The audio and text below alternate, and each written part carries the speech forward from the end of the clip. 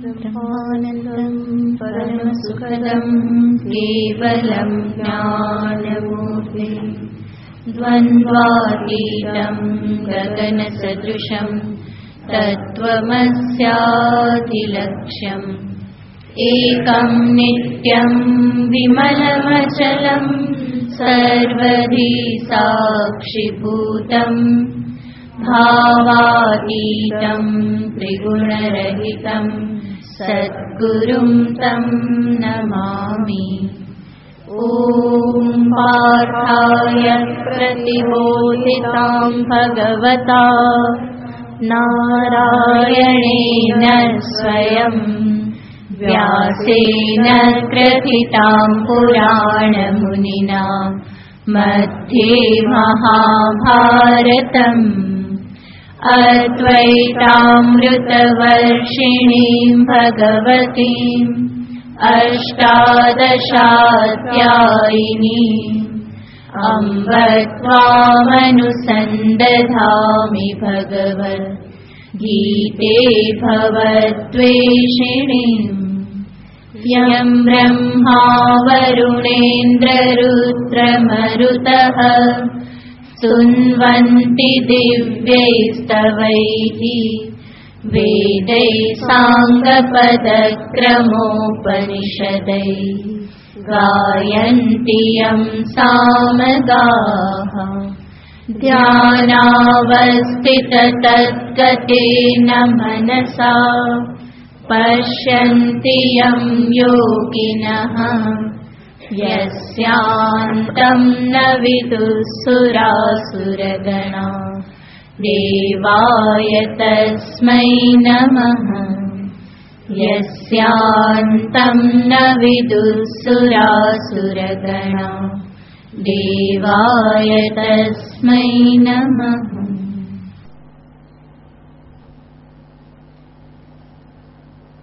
41वां श्लोक। श्री भगवानुवाच ब्राह्मण क्षत्रिय विशां शूद्राणां च परन्तप कर्माणि प्रविभक्तानि स्वभाव प्रभवैर्गुणैः शमोदमस्तपः क्षान्तिरार्जवमेव च ज्ञानं विज्ञानमास्तिक्यं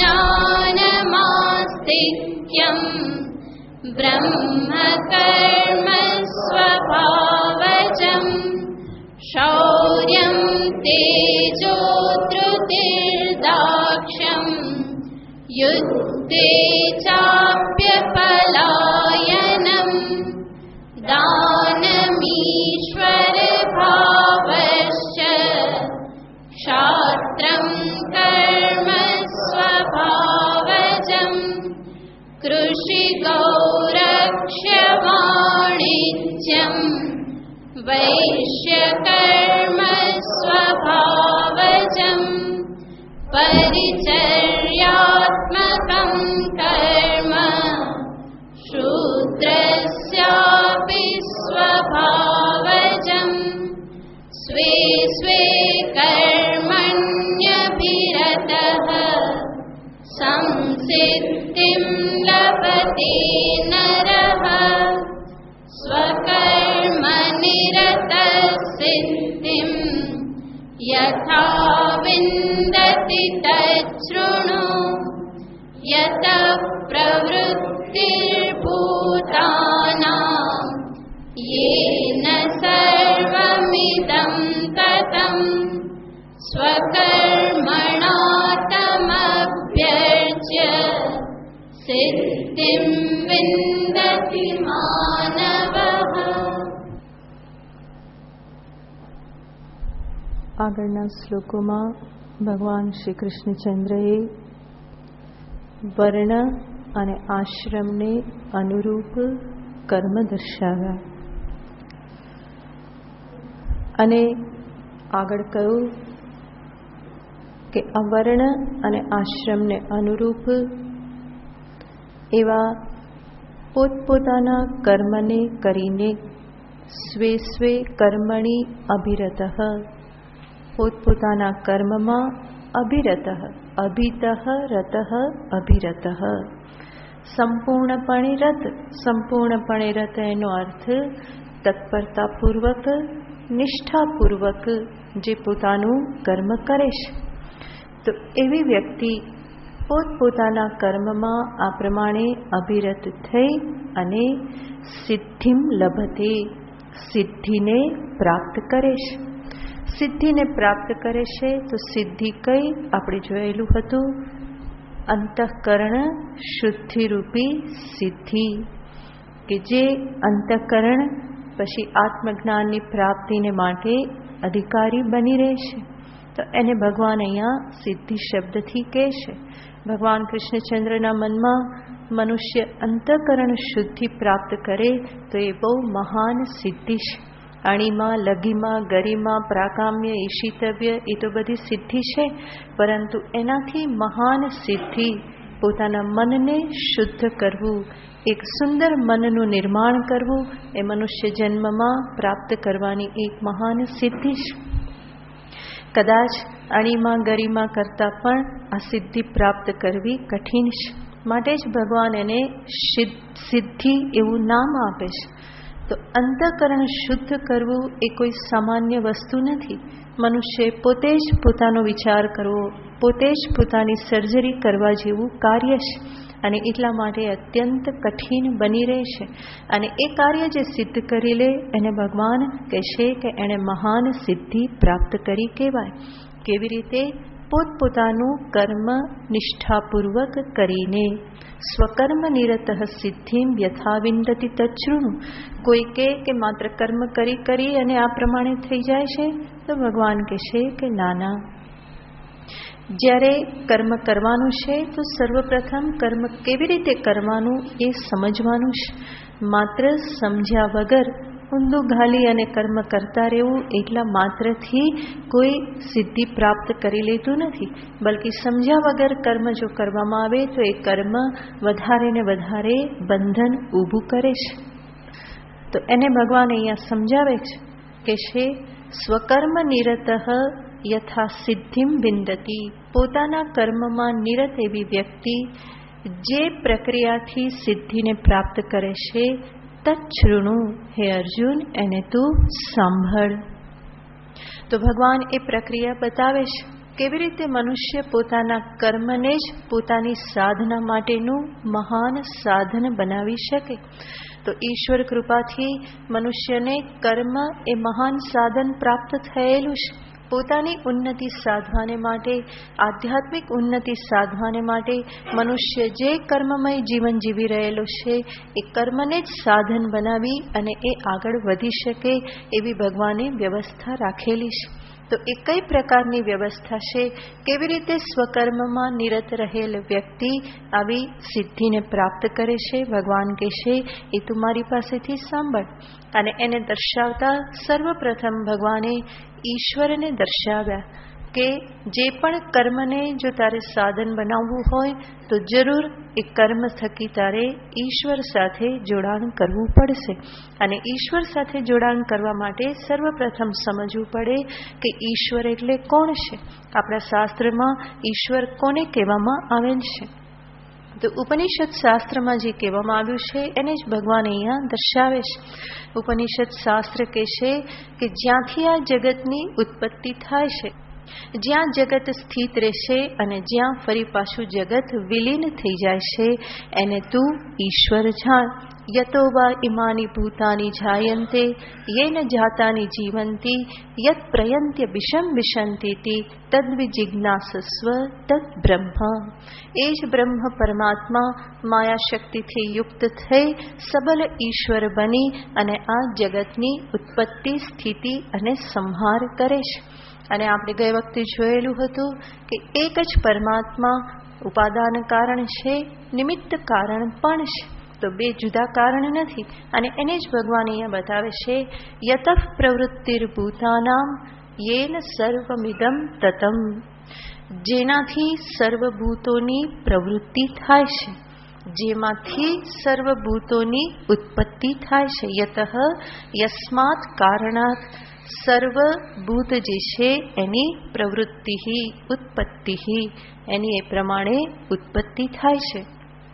પ્રવૃત્તિ શબ્દનો અર્થ કર્યો છે ભગવાન ભાષ્યકારે ઉત્પત્તિ, જ્યાંથી સર્વભૂતોની ઉત્પત્તિ થાય છે, જ્યાંથી સમસ્ત જગતની ઉત્પત્તિ થાય છે. યતઃ પ્રવૃત્તિ ભૂતાનામ, અને યેન સર્વમિદમ તતમ, જેના વડે આ સમસ્ત જગત જે છે એ વ્યાપ્ત છે. તો દ્રષ્ટાંતથી જોઈએ તો એક માટીનો ઘડો જે છે એની ઉત્પત્તિ ક્યાંથી થાય છે? માટીમાંથી થાય છે. અને માટીનો ઘડો શેનાથી વ્યાપ્ત છે? માટીથી વ્યાપ્ત છે. તો એ ઉપાદાન કારણથી કાર્ય હંમેશા વ્યાપ્ત હોય, નિમિત્ત કારણથી કાર્ય વ્યાપ્ત હોતું નથી. એટલા માટે જ ઘડો છે તો કુંભાર તો છે, પણ કુંભાર નથી તો ઘડો છે ને. ઘડો છે, કુંભાર ઘડાને હોવા માટે કુંભારની જરૂર નથી, પરંતુ માટી ના હોય તો ઘડો રહી શકે નહીં. તો ઉપાદાન કારણ વગર કાર્ય હોઈ શકે નહીં. દરેક કાર્યના અણુએ અણુમાં ઉપાદાન કારણ વ્યાપ્ત હોય છે. જ્યારે કહેવામાં આવે છે કે સમસ્ત જગતનું ઉપાદાન કારણ પરમાત્મા છે, એનો અર્થ શું થયો? જગતના અણુએ અણુમાં પરમાત્મા વ્યાપ્ત છે. એને જ ભગવાન અહીંયા કહે છે યેન ઇદમ સર્વમ તતમ, જેના વડે આખું જગત વ્યાપ્ત છે. અને સાથે સાથે અહીંયા ભગવાન ભાષ્યકાર પ્રવૃત્તિ શબ્દનો બીજો અર્થ કરે છે ચેષ્ટા, જેના કારણે સર્વભૂતોની પ્રાણીઓની ચેષ્ટા છે, બધી પ્રવૃત્તિ થાય છે. એનો અર્થ છે જે અંતર્યામી ચૈતન્ય સ્વરૂપ પરમાત્માના કારણે સર્વ ઇન્દ્રિય પોતાના વિષયોને ગ્રહણ કરે છે, મનમાં ભાવનાઓ ઉઠે છે, શરીર આવાગમન કરે છે, બુદ્ધિમાં વિચાર ઉત્પન્ન થાય છે. તો આ બધી ક્રિયાઓ જે અંતર્યામી પરમેશ્વરના કારણે થાય છે એને જ તું ઈશ્વર જાણ. તો અહીંયા આચાર્ય કહેશે, ભગવાન કહેશે યતઃ પ્રવૃત્તિર ભૂતાનામ, ભૂતાનામ યતઃ યસ્માત સકાશાત સર્વ ચેષ્ટા સંભવંતી, જેના કારણે આ બધી ચેષ્ટા સંભવ બને છે. ઇન્દ્રિયોની, મનની, પ્રાણની, શરીરની આ સર્વ ચેષ્ટાઓ જેના કારણે સંભવ બને છે એને તું ઈશ્વર જાણ. તો જે અંતઃ પ્રેરયિતા છે. આ રીતે ભગવાને પ્રથમ પંક્તિમાં ઈશ્વરનું નિરૂપણ કર્યું કે આ છે ઈશ્વર. તો ભગવાન કૃષ્ણચંદ્ર ઈશ્વર એટલે કોઈ સામાન્ય ઈશ્વર દર્શાવતા નથી, પરંતુ જે શાસ્ત્ર પ્રતિપાદિત ઈશ્વર લક્ષણ જે છે એને જ ભગવાન અહીંયા બતાવે છે. જરૂર એ સર્વવ્યાપક પરમાત્માની એક મૂર્તિમાં, મંદિરમાં જે સ્થાપિત છે કે ઘરમાં છે એમાં ભાવના કરી શકાય, એનો વિરોધ નથી. પરંતુ સાથે સાથે ધીમે ધીમે સાધકે એ જાણવું રહ્યું કે જે ઈશ્વરને હું આ મૂર્તિમાં પૂજું છું એ ઈશ્વર કોઈ માત્ર આટલા જ પરિમિત નથી, પરંતુ એ કોણ છે? તો કે એ સમસ્ત જગતનું કારણ છે, સમસ્ત જગતના પ્રેરયિતા છે, અધિષ્ઠાન છે. તો જગત કારણ મારા ઈષ્ટદેવ છે. અને કેવું કારણ છે? એ ઉપાદાન કારણ, નિમિત્ત કારણ પણ છે. એટલા માટે જે મૂર્તિમાં હું મારા ઈષ્ટદેવને ભજું છું, વાસ્તવમાં મારા ઈષ્ટદેવ ક્યાં છે? સમસ્ત જગતમાં વ્યાપ્ત છે. વાસુદેવમયમ જગત, નારાયણમયમ જગત, સિયારામમય સબ જગ જાની. તો એ સમસ્ત જગત જે છે મારા ઈષ્ટદેવનું જ સ્વરૂપ છે. એટલા માટે જ વેદાંત શાસ્ત્રનો જે સિદ્ધાંત છે એના આધારે કહીએ તો જ્યાં સુધી સત્ય સમજાતું નથી ત્યાં સુધી જગત એ ઈશ્વરની માયા છે, અને જ્યાં સત્ય સમજાઈ ગયું તો જગત એ ઈશ્વરની કાયા છે. પહેલા જે માયા હતી એ જ શું બની રહેશે? ઈશ્વરની કાયા. સમસ્ત જગત જે છે એ ઈશ્વરનું જ સ્વરૂપ છે. વિરાટ દેહ છે એટલે તો વિશ્વરૂપ કહેવામાં આવે છે. ન જાણીએ ત્યાં સુધી એ માયા છે અને એમાં અટવાતા રહેવાનું રહેશે. પરંતુ એક વખત સત્યને સમજી લીધું, ઈશ્વર જ ઉપાદાન કારણ સ્વરૂપે જ જગત કાર્ય રહેલું છે, તો સમસ્ત જગત જે છે એ મારા જ ઈષ્ટદેવનું દેહ છે, શરીર છે, વિરાટ દેહ છે. તો એ કાયા બની રહેશે. તો આવા ઈશ્વર કે જે જગત કારણ સ્વરૂપ છે અને જગત સ્વરૂપ પણ છે, એવા ઈશ્વરને દર્શાવી અને ભગવાન શ્રી કૃષ્ણચંદ્ર કહે છે, સ્વકર્મણા તમભ્યર્ચ્ય, પોતાના કર્મથી એની અર્ચના કરીને. બહુ સ્વાભાવિક જ છે. ભગવાન જ્યારે અર્ચના શબ્દ વાપરે છે તો એનાથી જ સમજી જવાય છે કે કર્મથી અર્ચના કરવી એનો અર્થ શું? કર્મને અર્પણ કરતા જવું. જેમ પુષ્પથી આપણે અર્ચના કરીએ, આ પુષ્પ છે અને એનાથી આપણે ભગવાનની શું કરીએ છીએ? અર્ચના કરીએ. અને અર્ચના કરીએ એનો અર્થ શું? પુષ્પને હાથમાં લઈ અને પછી ખિસ્સામાં મૂકી દઈએ કે કેવી રીતે? ઓમ શિવાય નમઃ અને ખિસ્સામાં, ફરી પાછું મહાદેવાય નમઃ ખિસ્સામાં. તો એવી રીતે નહીં, પરંતુ પુષ્પથી અર્ચના કરવી એનો અર્થ શું? ઓમ શિવાય નમઃ. એની સાથે પુષ્પ કોનું થઈ ગયું? પરમાત્માનું થઈ ગયું. નહીં તો કે શિવાય નમઃ બોલતો જાઓ, સૂંઘતો જાઓ ને ખિસ્સામાં મૂકતો જાઓ, તો એ ભગવાનની અર્ચના કહેવાય નહીં. તો અર્ચના કરવી એનો અર્થ છે ભગવાનને અર્પણ કરવું. જેમ પુષ્પથી અર્ચના કરીએ એવી જ રીતે ભગવાન અહીંયા કહેશે કે આ જે સાધનામાં જે અર્ચના જે છે એ અર્ચનામાં પુષ્પ શું બની રહેશે? તારું પોતાનું કર્મ જે છે એ જ પુષ્પરૂપ છે. અને એ કર્મ તું ઈશ્વરને અર્પણ કર. સ્વકર્મણા અભ્યર્ચ્ય ન તો પુષ્પે અભ્યર્ચ્ય.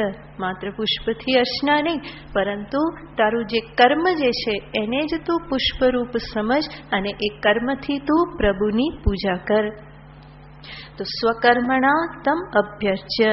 સ્વકર્મ આગળ ભગવાને બતાવેલા એ વર્ણાશ્રમ વ્યવસ્થાથી દર્શાવેલા કર્મ અત્યારે રહેલા નથી. તો સ્વકર્મથી આપણે સમજવાનું કે આ સમાજમાં મારું જે સ્થાન છે, હું જ્યાં છું એ સ્થિતિમાં, એ સંદર્ભમાં, એ સંજોગમાં મારી પાસેથી જે અપેક્ષા રાખવામાં આવે છે એ હું કરું, એ જ કરું અને સારામાં સારી રીતે કરું. તો હું જ્યાં છું આ સમાજમાં મને જે સ્થાન પ્રાપ્ત થયેલું છે ત્યાંથી મને કોઈક જવાબદારી પણ પ્રાપ્ત થાય છે. સમાજ પાસેથી હું ઘણું બધું લઉં છું તો સામે આપવું એ મારી જવાબદારી છે. તો જ્યાં પણ હું છું, સમાજમાં, પરિવારમાં, જ્યાં પણ મારા તરફથી જે પણ અપેક્ષા રાખવામાં આવે એ અપેક્ષાને અનુરૂપ હું કર્મ કરું. અને કેવી રીતે? એ કર્મ જે છે હું આનંદપૂર્વક, ખુશીપૂર્વક કરું. મારા ઉપર બોજો છે, મારે કરવું પડે છે, દસરડો બની રહેશે એવી રીતે નહીં, પરંતુ આનંદથી જ્યાં પણ છું, પરિવારમાં, ગૃહસ્થમાં છું તો એક પત્ની તરીકે, પિતા તરીકે, માતા તરીકે, સંતાન તરીકે મને કોઈને કોઈ કર્તવ્ય સ્વકર્મ પ્રાપ્ત થાય છે. કે પછી હું ઓફિસમાં છું તો ત્યાં મને કોઈક સ્વકર્મ પ્રાપ્ત થાય છે. આશ્રમમાં રહું છું તો ત્યાં કોઈક સ્વકર્મ, જવાબદારી, સેવા મને પ્રાપ્ત થાય છે. સંન્યાસી છું તો એનો પણ કોઈક ધર્મ છે. જ્યારે સમાજનું કંઈક ગ્રહણ કરે છે તો દરેકનો કોઈને કોઈ ધર્મ છે. એ સ્વકર્મ એને દરેકને પ્રાપ્ત થાય છે. અને એ સ્વકર્મ નિભાવવું એ મનુષ્યને માટે આધ્યાત્મિક ઉન્નતિનું એક સોપાન છે. માટે ભગવાન અહીંયા કહે છે સ્વકર્મણા તમ અભ્યર્ચ્ય. પોતાના કર્મથી એની અભ્યર્ચના કરીને. ભગવાન આગળ કહી ચૂક્યા છે, અહીંયા કહે છે કે ભગવાનને બધું, એ ઈશ્વરને તું બધું અર્પણ કર. અને આગળ ભગવાન કહી ચૂક્યા છે યત કરોશી યદસ્નાસી યજ્જુહોશી દદાસી યત તપસ્યસી કૌંતેય તત્કુરુષ્વ મદર્પણમ. અને અહીંયા શું કહેશે? તમ અભ્યર્ચ્ય. એનો અર્થ શું? વાસ્તવમાં ઈશ્વર કોણ છે? શ્રી કૃષ્ણ પરમાત્મા જ ઈશ્વર છે. એ ઈશ્વર જ યતઃ પ્રવૃત્તિર્ભૂતાનામ એન ઇદમ સર્વમ તતમ. એ જ ઈશ્વરનું નિરૂપણ ભગવાને કર્યું છે. એ જ ઈશ્વર આ એક કૃષ્ણ અવતાર ધારણ કરી અને પૃથ્વી પર રહેલા છે. તો જ મેળ બેસે ને. નહીં તો એક બાજુથી એ કે મને આપને, પાછા બીજી બાજુથી શું કે એને આપ. તો પછી આપવા કેવી રીતે? પછી ભાગ પાડવા પડે કે સવારથી 12 વાગ્યા સુધીના કર્મ આને આપવું અને પછી આને આપવું, વિભાગ કરવા પડે. તો એવું તો છે નહીં. માટે જ ભગવાન આવો પ્રયોગ કરે છે. જ્યારે આ પ્રમાણે ભગવાન કહે છે કે તત્કુરુષ્વ મદ અર્પણમ, અને અહીંયા ભગવાન શું કહે છે? તમ અભ્યર્ચ્ય. તો એ મત અને તમ બંનેનો અર્થ શું થાય છે? એક જ થાય છે. આગળ પણ ભગવાન આ પ્રમાણે પ્રયોગ કરવાના છે. આગળ ફરી ભગવાન ઈશ્વરનું નિરૂપણ કરી અને અર્જુનને કહેશે એવા ઈશ્વરના શરણે તું જા. તો ત્યાં તું સર્વભાવેન તમેવ શરણમ ગચ્છ. ભગવાન અર્જુનને કહેવાના છે. અને પછી તરત જ કહેશે સર્વધર્માન પરિત્યજ્ય મામેકમ શરણમ વ્રજ. તો એકવાર કહેશે કે એના શરણે જા, અને પછી કહેશે મારા શરણે તું આવી જા. એનો અર્થ શું?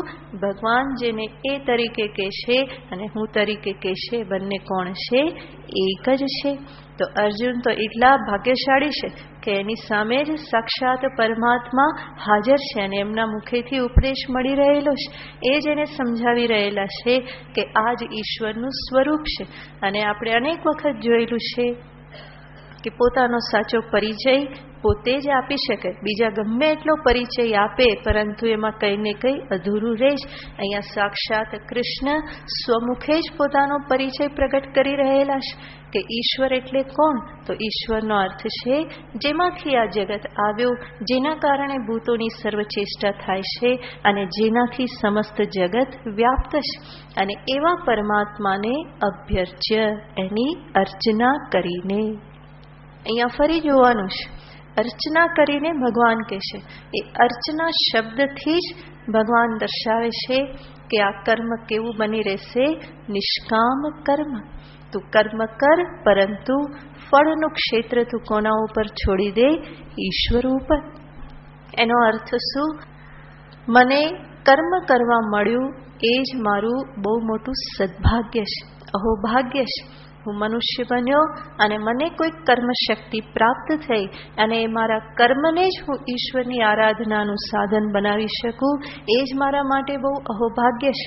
એનાથી આગળ બીજા ફળની મનમાં કોઈ અપેક્ષા રહેતી નથી. જેવી રીતે કોઈ મહાપૂજા ચાલતી હોય અને મહાપૂજામાં જ્યારે અર્ચના કરવાનું આવે અને કોઈ વ્યક્તિને બોલાવીને કહેવામાં આવે કે અહીંયા આવો અને તમે શું કરો? અર્ચના કરો. તો એ ભક્ત હોય તો એના હૃદયમાં શું થઈ જાય છે? આનંદ થઈ જાય છે. એને એટલો આનંદ થઈ જાય છે કે મને અર્ચના કરવા મળી. હવે અર્ચનાથી ફરી મને કંઈ બીજું ફળ મળે, આ મળે, તે મળે, એવું કોઈ મનમાં આવતું નથી. પરંતુ અર્ચના કરવા મળી એ જ એના માટે કેવું છે? મહાન ભાગ્ય છે. પછી એ પ્રસાદ ઉપર નજર રાખતો નથી કે હવે કયો પ્રસાદ મળશે. એના માટે તો અર્ચના જે છે એ જ કેવું થઈ ગયું કે મહાન ભાગ્ય એને પ્રાપ્ત થયું એવું એને લાગે છે. પછી એને બીજી કોઈ કરવાની કે માગવાની કે કોઈ અપેક્ષા રહેતી નથી. જરૂર ફળ તો મળવાનું છે, પ્રસાદ મળવાનો જ છે, પરંતુ એને સામે રાખીને કંઈ કરતો નથી. આનંદપૂર્વક અર્ચના કરે છે. એનો અર્થ કર્મથી પણ ભગવાન અહીંયા કહે છે અર્ચના કરો. તો એનો અર્થ શું થાય છે? કર્મ કરવા મળ્યું એને જ અહોભાગ્ય સમજી લો. એ જ મહાન ભાગ્ય છે, ઈશ્વર કૃપા છે. આગળનું તો બધું ઈશ્વરના ઘડેલા કર્મફળના નિયમોથી બધું થતું જ રહેવાનું છે. તો ભગવાન જ્યારે અહીંયા કહે છે સ્વકર્મણા તમભ્યર્ચ્ય, તો ભગવાન આડકતરી રીતે જે પૂર્વ ઉપદેશ આપી ચૂક્યા છે એને જ અહીંયા દર્શાવે છે કે તું તારા કર્મને કર્મયોગ બનાવ. કર્મણા યોગ અનુસંધાનમ ઈશ્વરસ્ય. કર્મ વડે ઈશ્વરનું અનુસંધાન, કર્મ વડે ઈશ્વર સાથે જોડાણ, એને જ કર્મ યોગ કહેવામાં આવે છે. તો કર્મયોગ એટલે કોઈ વિશેષ પ્રકારના કર્મ નથી.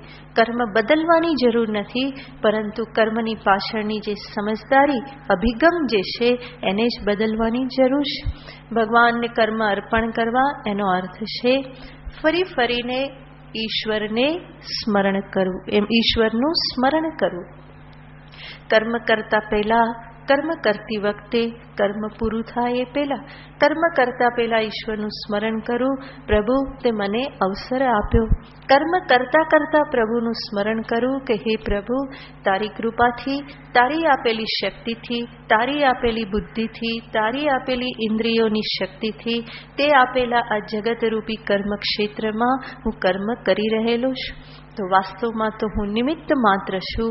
બધું જે કંઈ પણ થઈ રહ્યું છે એ તારા કારણે જ થઈ રહેલું છે. અને કર્મ પૂર્ણ થાય તો ફરી પાછું ઈશ્વરનું સ્મરણ, પ્રભુ તારી જ કૃપાથી, તારા અનુગ્રહથી આ કર્મ સંપન્ન થયું, અને સંપન્ન થયું તો એ બધું તને જ અર્પણ છે.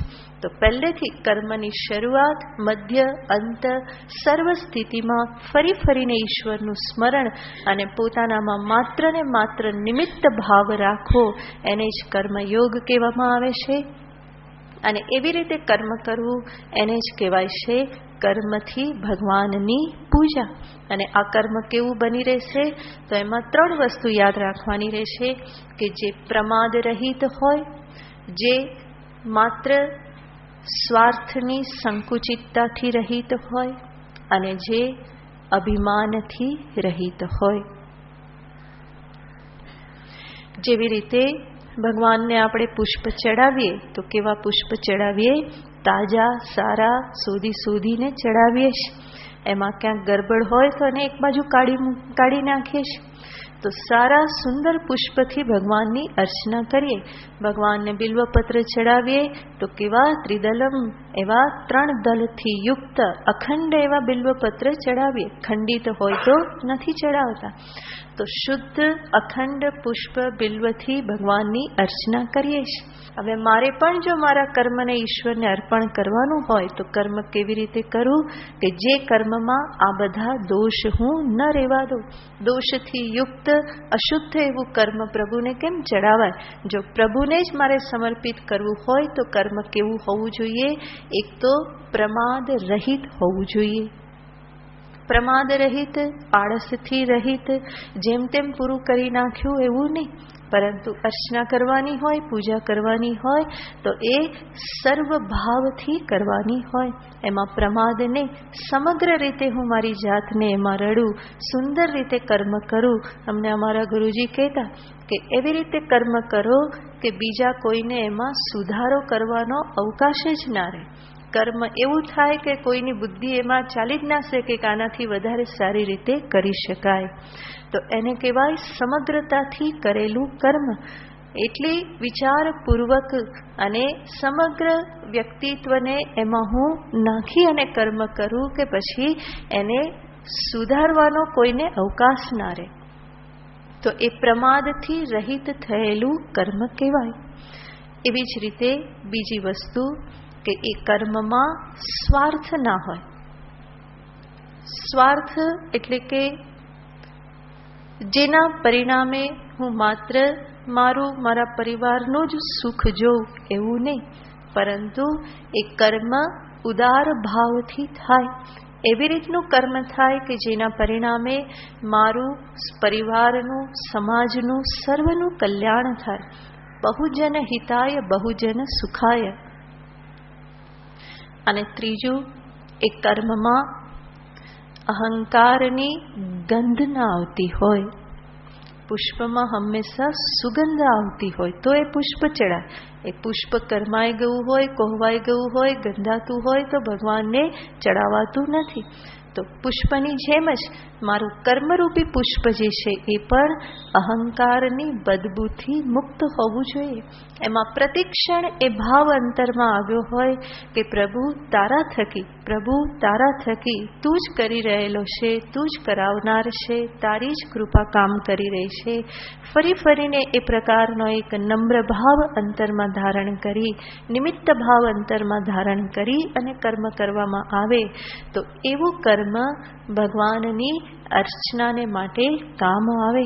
તો આ કર્મ કે કર્મયોગ જે કહીએ છીએ એ કર્મમાં આ 3 દોષ જે છે એ 3 દોષથી એ કર્મ રહિત હોય અને તો એ ખરેખર ભગવાનની પૂજા બની રહે, જેમાં મને હંમેશા ભાન રહે કે આ બધું જ પરમાત્માનું જ છે, ભગવાનનું જ છે, ઈશ્વરનું જ છે.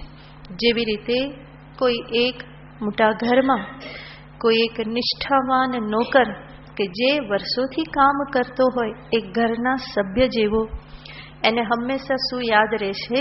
હું જે કામ કરું છું એ કોના માટે? મારા માલિક માટે. હું જે ઘરમાં રહું છું એ મને આશ્રય આપનાર કોણ છે? માલિક છે. મારું બધું જ ધ્યાન રાખનાર કોણ છે? માલિક છે. તો એને હંમેશા યાદ રહેશે. આજકાલ તો આવું બહુ ઓછું થઈ ગયેલું છે, પરંતુ પહેલાના જમાનામાં, પહેલાના સમયમાં એવા નોકરો હતા, સેવકો હતા કે જે ઘરના એક સભ્ય જેવા બની જતા હતા અને બધું જ સંભાળતા હતા અને માલિક પણ એને ઘરના સભ્યની જેવ જ એની બધી સંભાળ લેતા હોય. પણ એ નોકર ક્યારેય પોતાના માલિકને ભૂલતો નથી. જે પણ કામ કરે ત્યારે એને સામે કોણ રહેશે? એનો માલિક રહેશે કે એના થકી હું છું, એણે મને આ સુવિધા આપી, આશ્રય આપ્યો, હું કર્મ કરું છું, એની શક્તિ મારામાં કામ કરી રહેલી છે, એ મારું ધ્યાન રાખે છે. આ બધું એને યાદ રહેશે. અને જે ઘરમાં 24 કલાક રહેશે એમાં પણ એને શું યાદ રહેશે? આ કોનું છે? માલિકનું છે. એવી જ રીતે સાધકને પણ યાદ રહે, જે જગતમાં, જે ઘરમાં હું રહું છું એ કોનું છે? ઈશ્વરનું છે. હું જે કંઈ પણ કરું એ કોના માટે? ઈશ્વરને માટે. એણે મને શક્તિ આપેલી છે, એણે સામર્થ્ય આપેલું છે, આ બધું જ એનું છે. તો એવી રીતે જ્યારે પ્રતિક્ષણ હું પ્રભુને એ પ્રમાણે સ્મરણમાં રાખું તો સ્મરણ એ જ સમર્પણ છે. કર્મ કોઈ સ્થૂળ વસ્તુ તો નથી કે પુષ્પની જેમ એને હાથમાં લઈ અને ભગવાનના ચરણમાં મૂકી દીધું, પરંતુ કર્મ જે સૂક્ષ્મ છે એ કર્મની પાછળનો અભિગમ, એટીટ્યુડ જ્યારે હું એને ચેન્જ કરી દઉં તો એ કર્મ ભગવાનને અર્પણ થઈ શકે છે. તો પ્રતિક્ષણનું કર્મ કરતી વખતનું આ પ્રમાણેનું જે સ્મરણ છે એ સ્મરણ જ સમર્પણ છે. ફરી ફરીને હું સ્મરણ કરું કે ઈશ્વર થકી જ આ બધું સંભવ બને છે, તો એને જ ભગવાનને કરેલી અર્ચના છે, એ સમર્પણ છે. આપણે અનેક વખત આના વિશે જોયેલું છે, માટે સંક્ષેપમાં જ અહીંયા કર્મયોગને બતાવેલ છે. ભગવાન કહેશે કે આ પ્રમાણે તમ અભ્યર્ચ્ય, એને ભગવાનને અર્ચના કરીને માનવ સિદ્ધિમ બિંદતી, મનુષ્ય સિદ્ધિને પ્રાપ્ત કરે છે. કઈ સિદ્ધિને પ્રાપ્ત કરે છે? અંતઃકરણની શુદ્ધિ રૂપી સિદ્ધિ. અને અંતઃકરણની શુદ્ધિ એટલે ફરી કોઈ કાલ્પનિક વસ્તુ નથી. ઘણી વખત વેદાંત શ્રવણ કરતા કરતા આ શબ્દથી પણ કંઈક કાલ્પનિક માની લેવામાં આવે કે અંતઃકરણ શુદ્ધિ એટલે શું હશે? કંઈક ચકાચક થતું હશે. એવું કંઈ નથી. અંતઃકરણની શુદ્ધિનો અર્થ છે મનમાં ઉત્પન્ન થતા બધા આવેશો જે છે એનું જોર બધું શિથિલ થઈ ગયું હોય.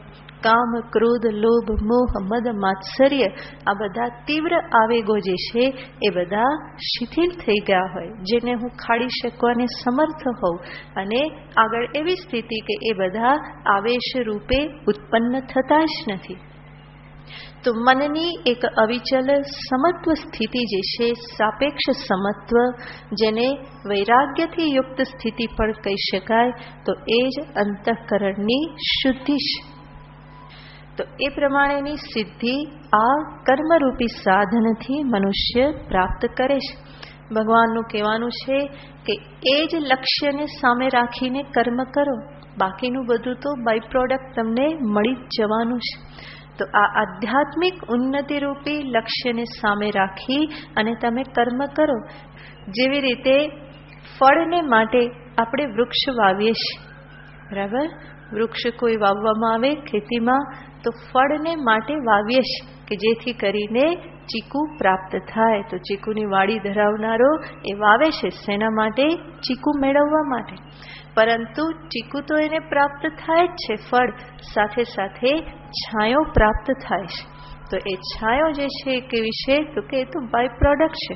પ્રયત્ન કરો ચીકુ મેળવવા માટે, છાંયો તો એની મેળે જ મળી જશે. તો જેવી રીતે વૃક્ષ વાવવાથી છાંયો તો મળી જ જાય છે, એના માટે અલગ પ્રયત્ન કરવો પડતો નથી. એવી જ રીતે આ કર્મ ઈશ્વરાર્પણ ભાવનાથી કરવાથી જે પણ ફળ મળવાનું છે એ બીજું ફળ તો મળી જ જવાનું છે, પણ મારે લક્ષ્ય શું રાખવાનું છે? આધ્યાત્મિક ઉન્નતિ. અને આધ્યાત્મિક ઉન્નતિ રૂપી ફળ તો મળશે જ, બાકી છાયા રૂપે જે કંઈ પણ સમૃદ્ધિ આદિ જે છે એ બધું પણ પ્રાપ્ત થઈ જવાનું છે. તો જે અર્થ કામ આદિ જે છે એ તો પ્રાપ્ત થઈ જવાના છે, પરંતુ મારે લક્ષ્ય કોને રાખવાનું છે? ફળ કયું? આ સિદ્ધિ રૂપી ફળ, આધ્યાત્મિક ઉન્નતિ, અંતઃકરણ શુદ્ધિ રૂપી જે ફળ જે છે એને સામે રાખી અને હું કર્મ કરું.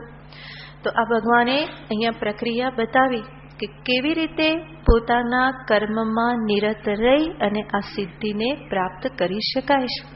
હવે ફરી ભગવાન આ જે વિષય જે છે એનો છેલ્લા 2 શ્લોકમાં ઉપસંહાર કરે છે અને દર્શાવે છે કે મનુષ્યએ પોતાના નિયત કર્મ હંમેશા કરવા જોઈએ. આગળનો શ્લોક. શ્રેયાન સ્વધર્મો વિગુણઃ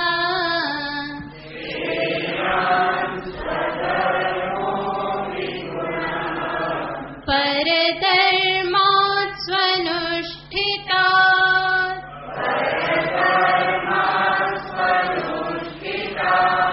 સ્વભાવનિયતં કર્મ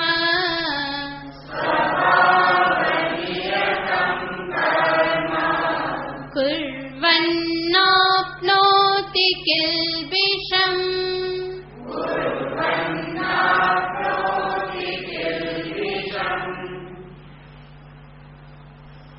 ભગવાન ફરીને કહેશે કે સ્વધર્મનું પાલન કરો, પોતાના માટે નિશ્ચિત થયેલું કર્મ જરૂર કરો, કારણ કે એ જ શ્રેષ્ઠ છે.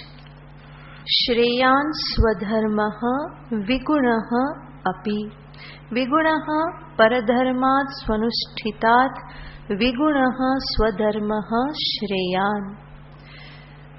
બીજાના ધર્મનું સારી રીતે પાલન કર્યું એના કરતાં પોતાનો જે ધર્મ જે છે એમાં કંઈક વિગુણ હોવા છતાં પણ એ કેવો છે? શ્રેયાન, વધારે શ્રેયસ્કર છે, હિતકારી છે. તો આગળ આપણે જોયેલું હતું કે સ્વભાવજૈહિ કર્મૈહિ. કયા કર્મો મનુષ્ય કરે? તો કે સ્વભાવજૈહિ ગુણૈહિ, જે એના સ્વાભાવિક ગુણથી જેને કર્મ પ્રાપ્ત થાય છે. તો શરૂઆતમાં આપણે જોયેલું હતું કે મનુષ્ય કયું કર્મ કરી શકે? જેને અનુરૂપ સંસ્કાર એના અંતઃકરણમાં રહેલા હોય એવું કર્મ એ કરી શકે. તો એ સ્વભાવ નિયત કર્મ છે, જે પ્રારંભમાં વર્ણાશ્રમ વ્યવસ્થાના આધારે સહજ રીતે પ્રાપ્ત થતા હતા. અત્યારે એ પ્રમાણે વ્યવસ્થા નથી, છતાં પણ પોતાના અંતરમાં જે પ્રમાણેના સંસ્કાર છે એ સંસ્કારને અનુરૂપ કર્મ ક્ષેત્ર પોતાએ પસંદ કરવું જોઈએ. એનાથી વિપરીત પસંદ કરે તો નથી એ પોતાના માટે હિતમાં કે નથી સમાજના માટે હિતમાં. જેમ આપણે પહેલા જોયેલું હતું કે અનુરૂપ સંસ્કાર, ક્ષત્રિયને અનુરૂપ સંસ્કાર હોય તો સૈન્યમાં જવાય, પણ પાંદડું ખખડવાથી ડરી જતો હોય કે મારે બોર્ડર ઉપર સેવા આપવી છે તો એની સેવા બધાએ કરવી પડે અને કંઈક ગરબડ ઊભી થાય તો એવી રીતે ત્યાં જઈ શકાય નહીં. વૈશ્ય કર્મને માટે વ્યાપાર કરવાના સંસ્કાર અંદર હોવા જોઈએ. એ ના હોય તો દેવાળું ફૂંકવાનો વારો આવે, તો એને અનુરૂપ સંસ્કાર હોવા જોઈએ. તો પોતાના અંતઃકરણમાં જે પ્રમાણે સંસ્કાર છે એ પ્રમાણેનું કર્મક્ષેત્ર મનુષ્યએ પસંદ કરવું જોઈએ. ખાલી આવેશમાં આવી કે કોઈ લોભ કે કામનાને વશ થઈ અને અન્ય કર્મ જે છે જે મારા માટે અનુરૂપ નથી એમાં હું પ્રવેશ કરી જાઉં તો મારું પણ કલ્યાણ ના થાય, સમાજનું પણ કલ્યાણ ના થાય. તો પોતાના સંસ્કારને અનુરૂપ કર્મક્ષેત્ર પસંદ કરવું અને એને અનુરૂપ જ અંતરમાં અપેક્ષા ફળને માટે જે કંઈ પણ ઈચ્છા રાખવામાં આવે એ એને અનુરૂપ ઈચ્છા હોય, નહીં તો વિપરીત ઈચ્છા રાખવામાં આવે તો કામ નહીં ચાલે. એક બાજુથી ઈચ્છા હોય કે હું બહુ પૈસા કમાવા માટે શું થવું જોઈએ? સોફ્ટવેર એન્જિનિયર બનવું પડે, બેંગ્લોર બાજુ ક્યાંક નોકરી લેવી પડે તો ઘણા બધા પૈસા મળે. પણ બીજી બાજુથી થાય કે મને પ્રસિદ્ધિ પણ મળવી જોઈએ, તો એ બંને સાથે થતું નથી. પ્રસિદ્ધિ મેળવવા માટે કોઈ સ્ટેજ શો આપવા પડે, કંઈ ગાયક બનવું પડે, મ્યુઝિશિયન બનવું પડે. તો જે પ્રમાણે અંદર સંસ્કાર છે એ પ્રમાણે જવું પડે. એક બાજુથી ધન પણ જોઈએ, બીજી બાજુ પ્રસિદ્ધિ પણ જોઈએ, બધાનું એટેન્શન જોઈએ. તો બધું જ ભેગું કરવામાં આવે તો મનુષ્ય ક્યાંય ન રહે. પોતાના સંસ્કાર લાયકાતને અનુરૂપ એણે પોતાના કર્મનું ક્ષેત્ર કે જે છે, ફિલ્ડ જે છે એ નક્કી કરવું જોઈએ. જેવી રીતે માછલી પાણીમાં જ કમ્ફર્ટેબલ રહે, ત્યાં જ એને સારું લાગે, એનાથી બહાર નીકળે તો એ ચટપટાય, ત્યાં એને યોગ્ય નહીં લાગે. એવી રીતે મનુષ્ય પોતાના સંસ્કારની અનુરૂપ જ્યારે કરે, એનો જે કમ્ફર્ટ ઝોન કહેવામાં આવે એમાં એ કોઈ કાર્ય સ્વીકાર કરે તો એના માટે એ યોગ્ય રહેશે. એનાથી વિપરીત કાર્ય એ સ્વીકાર કરે તો એને એ યોગ્ય રીતે નિભાવી શકવાનો નથી. માટે ભગવાન કહે છે સ્વધર્મ શ્રેયાન, પોતાનું જે ધર્મ જે છે એ જ વધારે શ્રેયસ્કર છે. વિગુણ અપી, એમાં કોઈક ગુણ ઓછા હોય, બહારથી એ કર્મ થોડું નીચું દેખાતું હોય, બીજું કોઈ કર્મ ઉત્કૃષ્ટ દેખાતું હોય તો પણ ભગવાન કહે છે વિગુણ અપી શ્રેયાન પરધર્માત સ્વનુષ્ઠિતાત, પરધર્મનું સારી રીતે અનુષ્ઠાન કર્યા કરતા પણ પોતાનો ધર્મ જે છે એ શ્રેય છે. એટલા માટે જેવી રીતે કોઈ ગેમ રમાતી હોય, વોલીબોલ રમાતો હોય, તો જ્યારે કિક મારવાની હોય ક્યારે મરાય? જ્યારે પોતાની બાજુ બોલ હોય ત્યારે, કે હું બહુ સારી કિક મારું છું એટલે દોડીને સામી પાર્ટીમાં જઈને કિક મારવા જાય તો નહીં કામ ચાલે. કે ના હું તો કોણ છું, બહુ સારો કિકર છું, કિક મારી શકું એમ છું, કે દડાને ઉલાડી શકું એમ છું. પણ એ ક્યારે કરવાનું હોય? જ્યારે પોતાના ફિલ્ડમાં આવે, પોતાના ક્ષેત્રમાં આવે ત્યારે. બીજી બાજુ જઈને એ ધંધા કરવાના ના હોય તો પછી ગેમ રહે જ નહીં, કોઈ વ્યવસ્થા નહીં રહે. એવી જ રીતે હું જે સારું કર્મ કરી શકતો હોઉં એ મારા ક્ષેત્રમાં મારે કરવાનું હોય. ખાલી બીજાના ક્ષેત્રમાં પગ લડાવવા જવાનું ના હોય, ટાંગ મારવા જવાનું ના હોય. આપણે આપણો ધર્મ સંભાળવો, કોણ કહે છે? નરસિંહ મહેતા. બરાબર. આપણે આપણો ધર્મ સંભાળવો. તો આપણો ધર્મ પોતાના સંસ્કારને અનુરૂપ પોતાને પ્રાપ્ત થયેલ કર્તવ્ય જે છે એને બરાબર પાલન કરો. અને એવી રીતે જ્યારે પાલન કરે તો ભગવાન કહે છે સ્વભાવ નિયતમ કર્મ કુર્વન કિલ્બિષમ ન આપનોતી. પોતાના સ્વભાવને અનુરૂપ નિશ્ચિત એવા કર્તવ્ય કર્મનું પાલન કરવામાં એ કોઈ પાપને પ્રાપ્ત કરતો નથી. ભગવાન ભાષ્યકાર અહીંયા દ્રષ્ટાંત આપે છે કે જેવી રીતે કોઈ વિષકૃમિ, કોઈ જીવડું હોય અને એનામાં વિષ હોય, ઝેર હોય, તો એ ઝેર એને મારતું નથી, કારણ કે એ શું છે? એનો સ્વભાવ છે, સ્વરૂપ છે. એટલું જ નહીં, એ પોતાની રક્ષા કરવાને માટે કોઈને કંઈ ડંખ આપે તો પણ એને પાપ લાગતું નથી, કારણ કે એ વિશે તો એનો સ્વભાવ જ છે. અને સ્વરક્ષાને અર્થે ડંખ મારો એ પણ કુદરત દ્વારા એના માટે નિશ્ચિત છે, તો એનાથી એને કોઈ પાપ લાગતું નથી.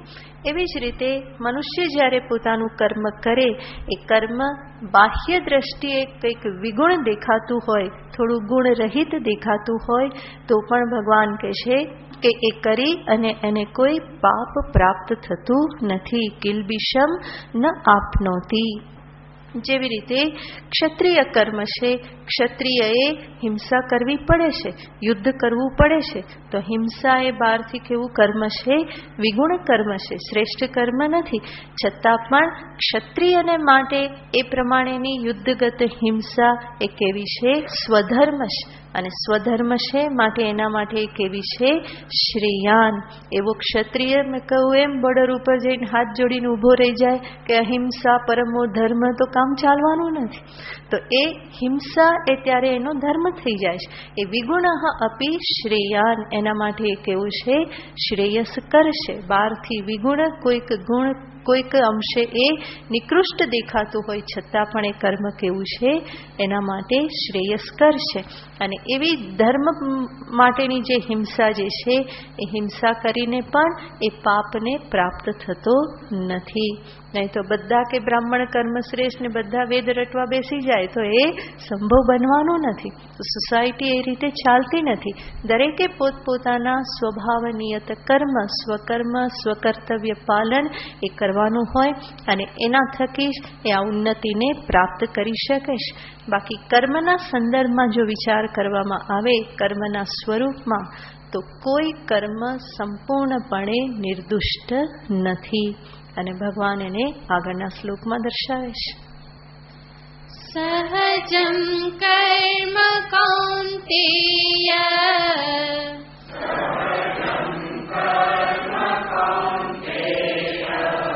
સદોષમપી ન ત્યજેત સર્વારંભા હિ દોષેણ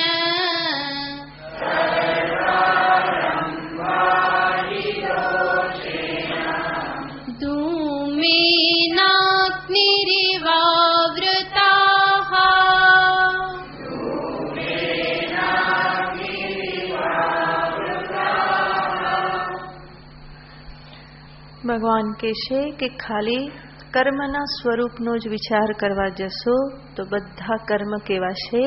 જેમાં કોઈને કોઈ દોષ તો રહેલા જ છે. સર્વારંભા હિ દોષેણ ધૂમેન અગ્નિ ઇવ આવૃતા.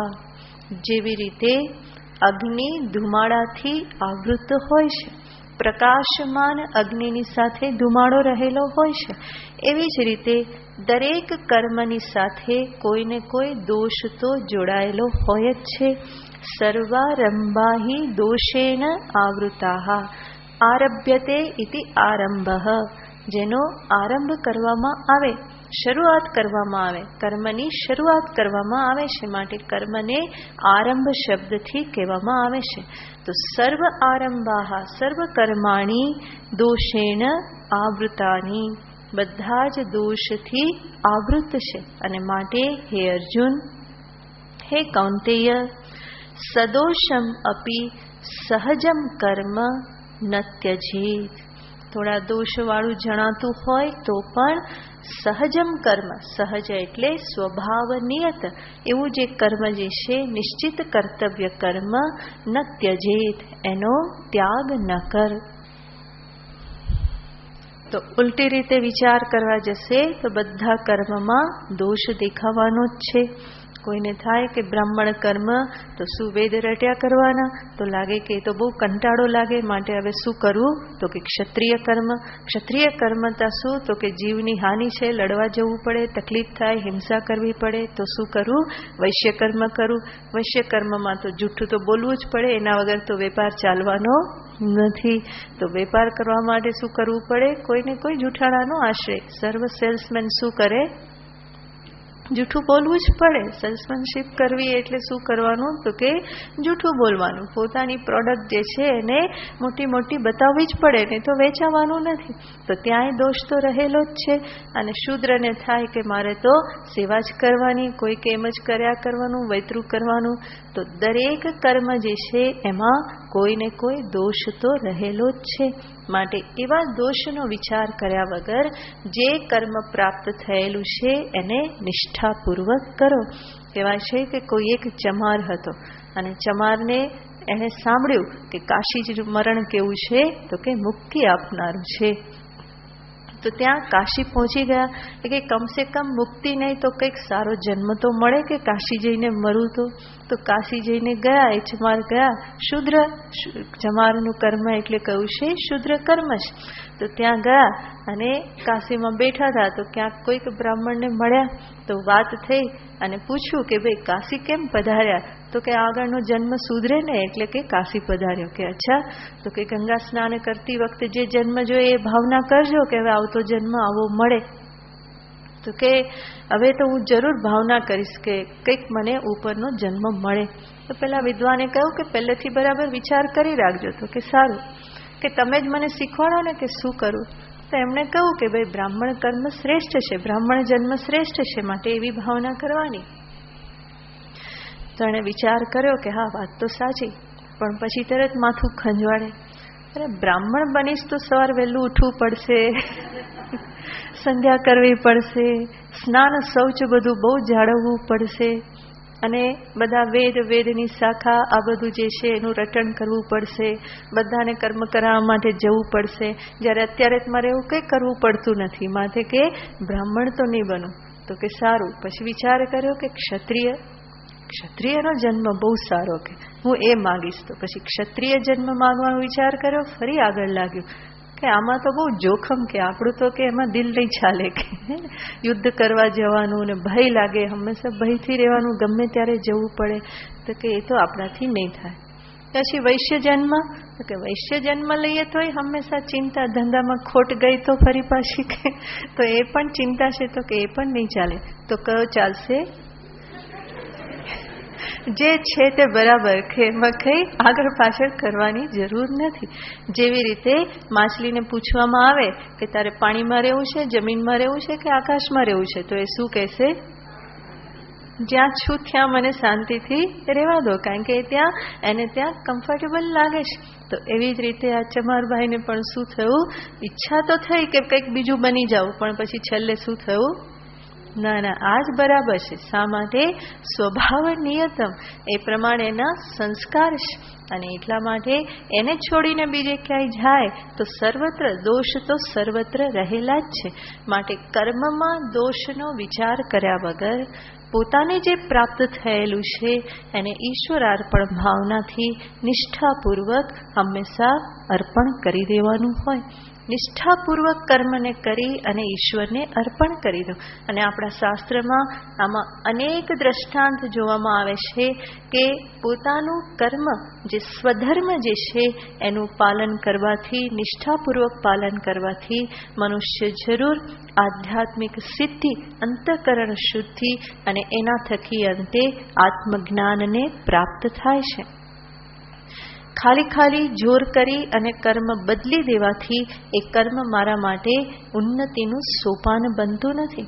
માટે જ સમસ્ત ગીતા શાસ્ત્રમાં ભગવાને ક્યાંય કહ્યું નથી તમારા કર્મને બદલી નાખો, પરંતુ શું કહ્યું છે? કર્મ પાછળની ભાવનાને બદલો, સમજદારીને બદલો અને વિચારપૂર્વક સમજદારી સાથે કર્મ કરો. વેદાંત શાસ્ત્રમાં, ગીતા શાસ્ત્રમાં સમજદારીનો જેટલો મહિમા ગાવામાં આવ્યો છે એટલો મહિમા બીજા કોઈ દર્શન શાસ્ત્રમાં નથી. તો ફરીને અહીંયા બતાવવામાં આવે છે કર્મ કરો, સમજદારીપૂર્વક કરો, ભક્તિ કરો, સમજદારીપૂર્વક કરો, યોગ સાધના કરો, સમજદારી સાથે કરો, સમાજ સેવા કરો, સમજદારી સાથે કરો.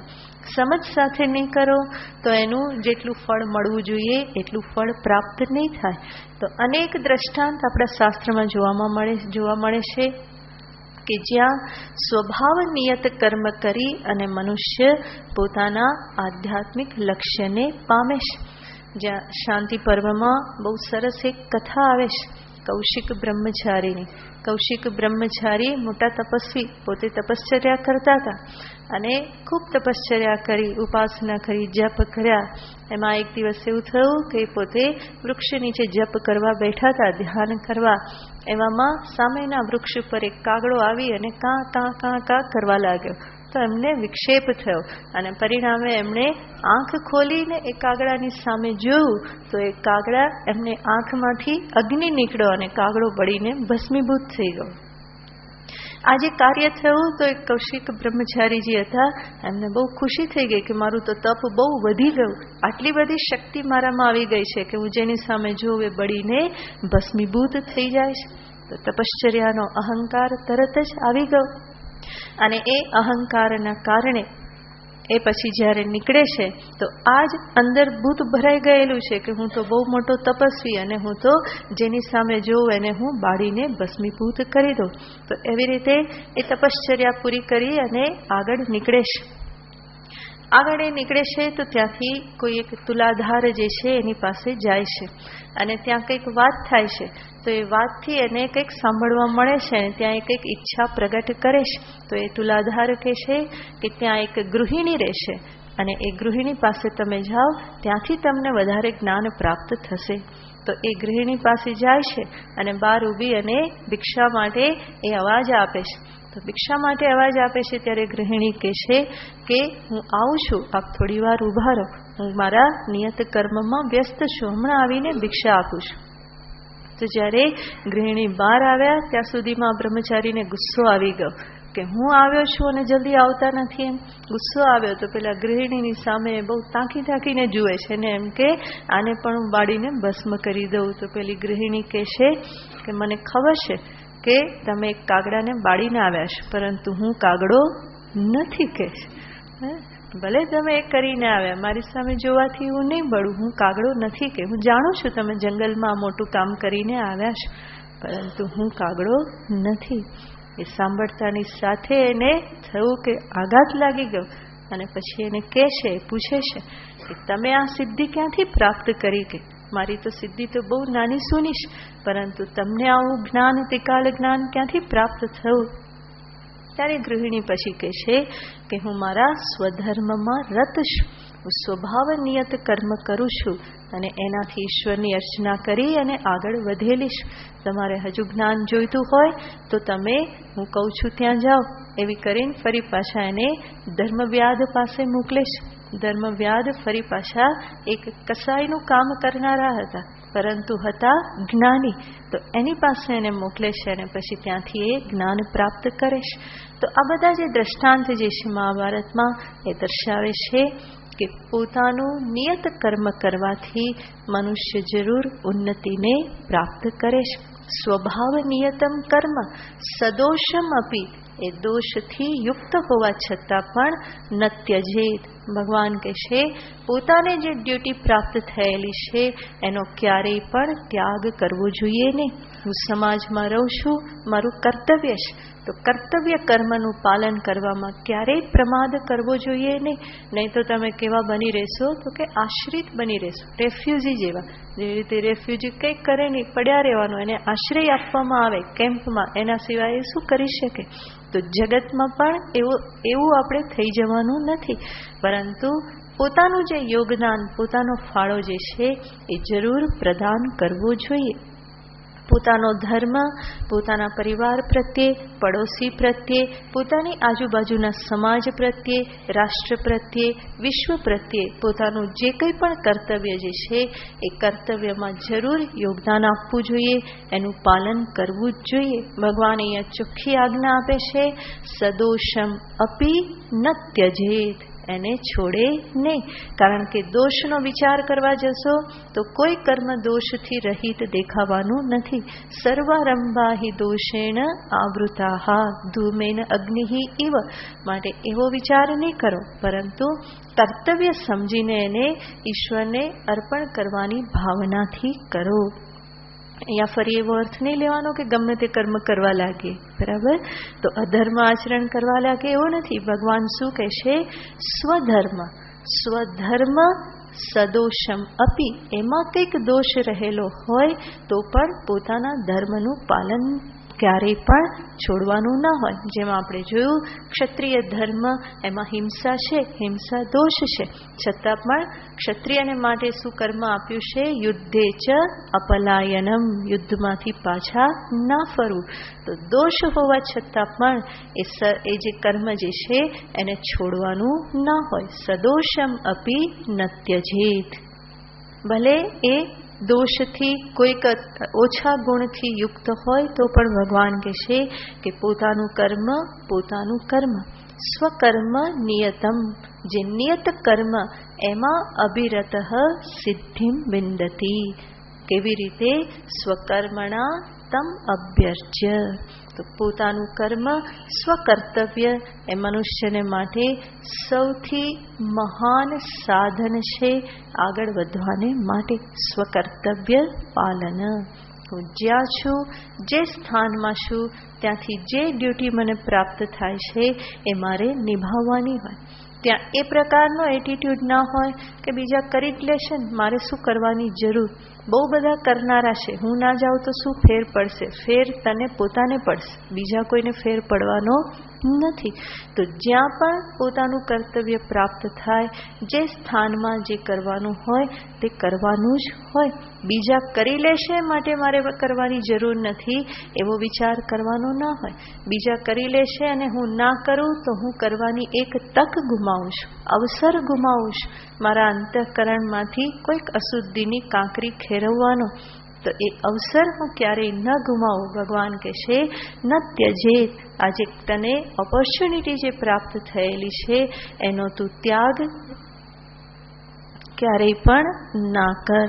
તો આ રીતે ભગવાને અહીંયા કર્મ સાધના કેવી રીતે કરવી એ બધું બતાવ્યું. હવે આ જ કર્મ સાધના થકી કેવી રીતે પરમ સિદ્ધિ, એક સિદ્ધિની વાત શું કરી? અંતઃકરણ શુદ્ધિ. અને અંતઃકરણ શુદ્ધિ પછીની સિદ્ધિ કઈ છે?